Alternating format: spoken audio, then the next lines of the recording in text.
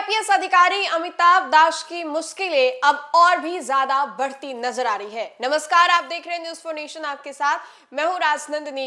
बीते दिन हमने आपको तस्वीर दिखाई थी कि पूर्व आईपीएस अधिकारी अमिताभ दास के घर पर छापेमारी हुई थी। घंटों चली है छापेमारी के बाद अमिताभ दास को जो पुलिस है अपने हिरासत में लेती है और उसके बाद आगे की जो कार्रवाई है वो की जाती है।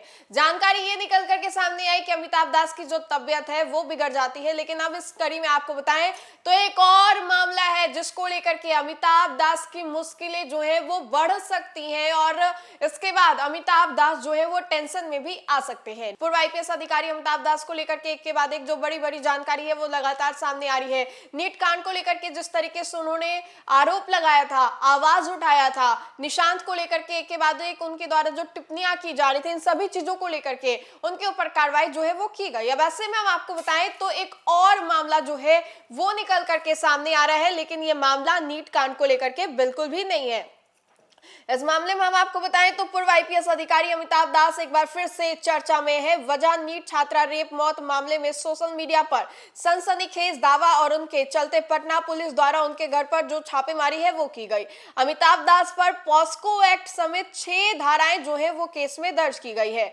1944 बैच के इस अधिकारी ने नौकरी के शुरुआती दिनों में सख्त पुलिस ऑफिसर के रूप में नाम जो है वो कमाया, लेकिन इसके बाद विवादों में ऐसा उलझे कि करियर डूब गई। सरकार ने जबरन नौकरी से निकाल दिया। सीएम नीतीश कुमार और पीएम मोदी के खिलाफ अभद्र बातें कहने वाले आईपीएस अमिताभ दास जो है उनकी बेटी के यौन शोषण का आरोप जो है वो लगा है। आइए हम आपको बताते हैं कि कौन है अमिताभ कुमार दास, क्यों सरकार ने उन्हें जबरन समय से पहले रिटायर किया था और पहले किस किस जगह पर वो काम कर चुके हैं। तो आपको बताएं तो अमिताभ दास जो है वो पूर्व आईपीएस अधिकारी हैं। न्यू पाटलिपुत्रा कॉलोनी स्थित स्काई जेड अपार्टमेंट के फ्लैट में वो रहते हैं। मूल रूप से मधुबनी के हैं। उनके पिता जो है बिहार में एडीएम थे। अमिताभ दास ने शुरुआती पढ़ाई दरभंगा के लहेरिया सराय के स्कूल से की। उन्होंने उसके बाद मैट्रिक की परीक्षा जो है वो पास की, जिले में टॉपर थे। मैट्रिक के बाद पटना साइंस कॉलेज जो है वो गए, जीव विज्ञान में एडमिशन भी लिया। शुरू में न्यूटन जो है वो हॉस्टल में रहा करते थे, फिर सेकेंड ईयर में जो है वो हॉस्टल में चले गए। इंटर के बाद जो है ग्रेजुएशन करने के बाद दरभंगा गए, यूपीएससी की तैयारी दरभंगा से की। उसके बाद वो आईपीएस जो है वो बने। अमिताभ दास के भाई बहन जो है अमेरिका में रहते हैं।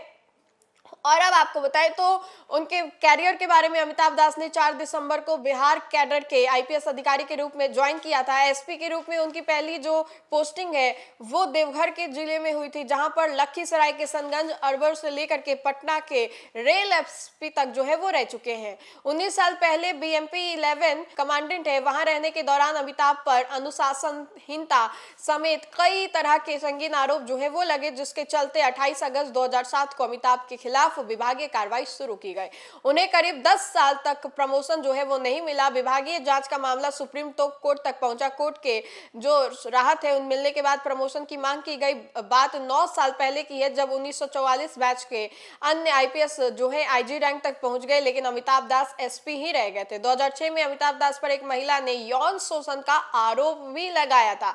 तब वह जमुई में बीएमपी 11 के कमांडेंट जो थे और महिला ने कहा कि अमिताभ ने शादी का झूठा वादा कर लंबे समय तक यौन शोषण जो है वो किया। महिला से यौन शोषण, अनुशासनहीनता समेत कई आरोपों को सामने कर रहे अमिताभ दास लगातार बड़े नेताओं पर विवादित बयान देते रहते हैं। इसी कारण वो हमेशा विवादों में रहते हैं। नीतीश कुमार के सीएम बनने के बाद लंबे समय तक निलंबित रहे। कोर्ट के आदेश पर उनके निलंबन और प्रमोशन के मामले का निपटारा जो है वो हुआ। उसके बाद राज्य सरकार ने अमिताभ दास को नौकरी से हटाने को लेकर के केंद्र सरकार से अनुरोध किया। केंद्रीय गृह मंत्रालय से सहमति मिलने के बाद उन्हें अगस्त 2018 में जबरन रिटायर कर दिया गया। तब वह पुलिस अधीक्षक सहायक नागरिक सुरक्षा आयुक्त में पद के लिए तैनात थे। अब आपको बताएं तो पद छिन जाने के बाद अमिताभ दास जो है वो अपने घर पर ही रहते हैं। अब इनके खिलाफ जो है अन्य कार्रवाई जो है वो भी की गई। अगर बात करें 22 अगस्त 2019 की, तो अनंत सिंह सुपारी देकर के उनकी हत्या करा सकते थे। ये बातें जो है काफी ज्यादा चली, जहां पर अमिताभ दास ने बिहार सरकार से सुरक्षा देने की मांग की थी। डीजीपी को लिखे पत्र में AK-47 मामले में फरार चल रहे उस वक्त के विधायक अनंत सिंह मेरी हत्या करा सकते हैं। दास ने कहा कि 10 साल पहले 5 मार्च 2009 को अनंत सिंह के खिलाफ एक रिपोर्ट भेजी गई थी।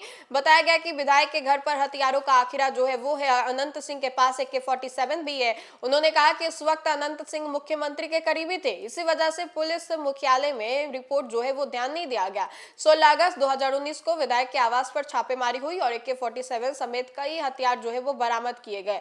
और अब ऐसे में हम आपको बताएं तो उनके खिलाफ जो है बहुत सारे मामले जो है वो निकल करके सामने आ रहे हैं। लेकिन अक्सर अमिताभ दास जो है वो मंत्रियों को लेकर के, विधायकों को लेकर के, बिहार सरकार के लोगों को लेकर के, बड़े बड़े चेहरों को लेकर के जो बयान है वो देते नजर आते हैं। और ऐसे में देखिए कि वो खुद ही फंस गए।